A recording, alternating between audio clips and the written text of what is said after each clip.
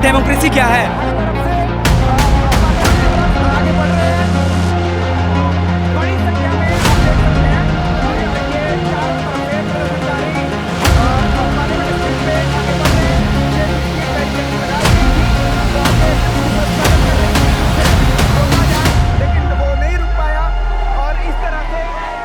Welcome to citizen force news. దేశ రాజధాని ఢిల్లీ వీధులు ఒక తీవ్రమైన ధిక్కారంతో ఉప్పొంగిన ఆక్రోశంతో అట్టుడికిపోయాయి.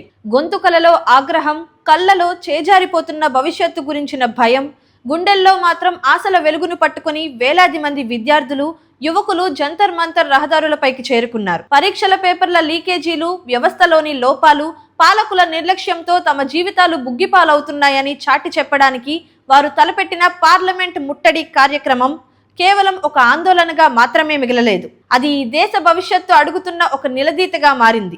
ఈ ప్రదర్శనలో పాల్గొన్న ప్రతి విద్యార్థి వెనుక ఒక కన్నీటి కథ ఉందంటే అది ఏమాత్రం అతిశయోక్తి కాదు. పల్లెల నుంచి, చిన్న చిన్న పట్టణాల నుంచి అప్పులు చేసి ఎన్నో ఆశలతో కోచింగ్ సెంటర్లకు పంపిన తల్లిదండ్రుల కష్టానికి సమాధానం చెప్పలేక నలిగిపోతున్న నవభారతం అక్కడ కనిపించింది. రాత్రనక పగలనక ఏళ్ల తరబడి ఒకే చిన్న గదిలో కూర్చుని చదివిన చదువు, రాసిన కోటి ఆశల పరీక్షలు లీకేజీల రాక్షసత్వానికి బలైపోతుంటే ఇక ఓపిక నశించిన యువత ప్రాణాలను సైతం లెక్క చేయక వీధుల్లోకి వచ్చింది. మేము కోరింది కేవలం ఉద్యోగాలు మాత్రమే కాదు, మా కష్టానికి తగ్గ న్యాయం, పారదర్శకత, విద్యా వ్యవస్థలో సంస్కరణలు అని నిరుద్యోగ అభ్యర్థులు రోధిస్తూ చెప్పిన మాటలు అక్కడ ఉన్న ప్రతి ఒక్కరిని కలిచివేశాయి.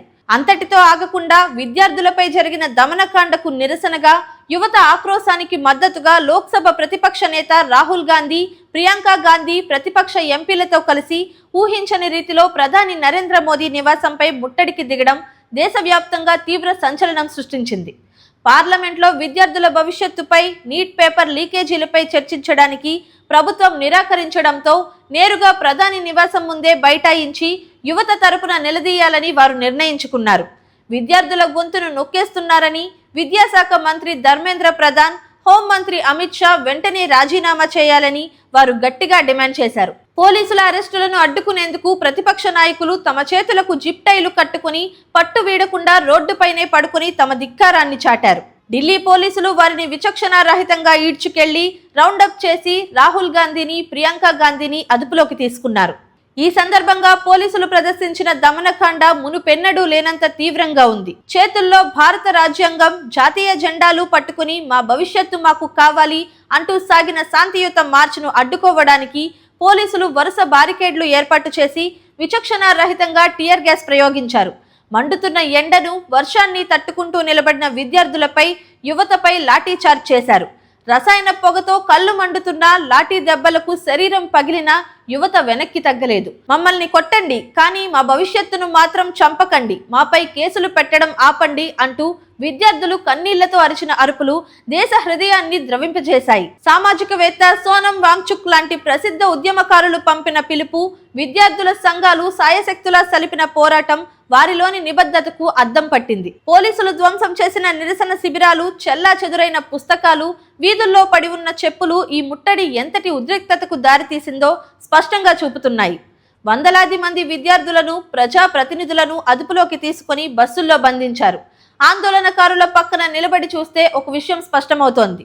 ఈ విద్యార్థులు కానీ, వారికి మద్దతుగా వచ్చిన వారు కానీ ఏ రాజకీయ స్వార్థంతోనో, విద్రోహ చర్యల కోసమో వీధుల్లోకి రాలేదు. వారి ఉద్యమం తమ అర్హతకు దక్కాల్సిన గుర్తింపు కోసం, లీకేజీలు లేని పారదర్శక సమాజం కోసం మాత్రమే.